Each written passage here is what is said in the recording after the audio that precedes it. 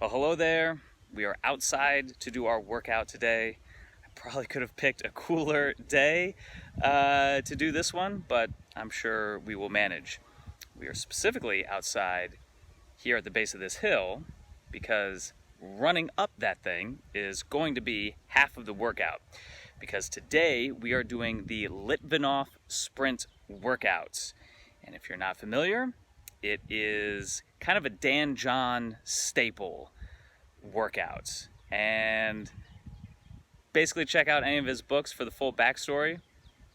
But the idea here is that you do some big compound movement, usually a front squat for 8 repetitions, and then you do an all-out sprint, ideally up a hill, or maybe around a track.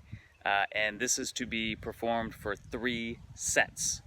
I have never done this workout before, so I figured, why not put myself on camera to give it a shot?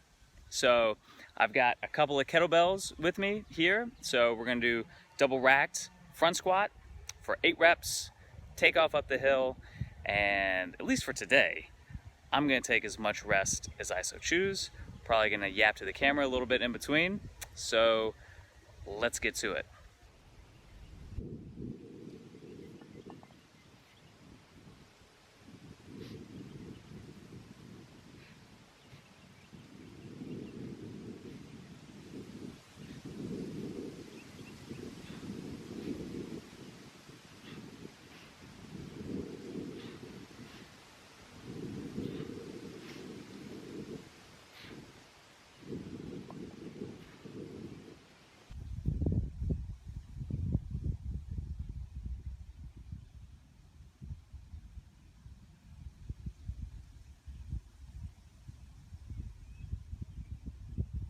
Well, first set down, not too bad. Definitely feel it sneaking up on the hindquarters.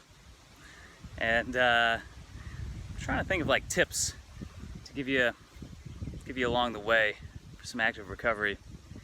Let's see, I guess since we're talking about squats, you really want to make sure that when your kettlebells are in the rack, that you have this good, strict, kind of vertical forearm.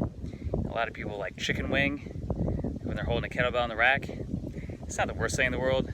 But if you really want to tighten up the abs, bring that elbow in and down, get into the lats a little bit, just in the interest of making it as hard as physically possible. Just some things to keep in mind. Vertical forearm, tighten the lats. What did I hear this one cue? Like drive your elbow into your hip bone. Not literally, but that would be like the intention.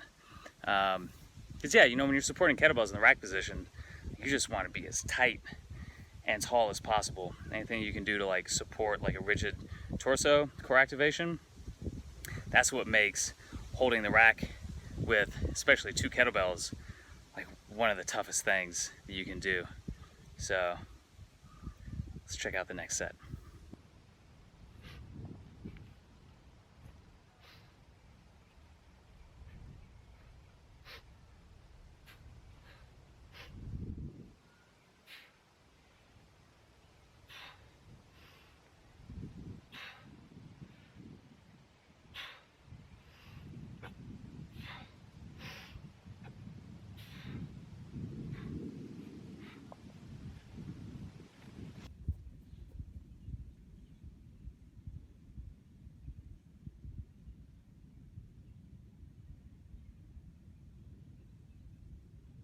Well, that one was considerably tougher. And, just goes to show, you don't need a lot of different stuff to have a good, Metcon type session. In fact, it probably behooves you to not only not have to worry about doing a bunch of different exercises, but also making sure that the ones that you're doing are simple and relatively safe to do. So, this workout is a really good example. Just doing front squats and hill sprints. Not very complicated, doesn't really require a lot of thinking. So you can see why I might appreciate this workout. But yeah, when you start getting like really tired, the last thing you want to be, worrying about is having to do like a super technical lift. That's why high repetition Olympic lifts, for most people, it's probably not a good idea. So I've just about caught my breath. So let's finish up with one more set.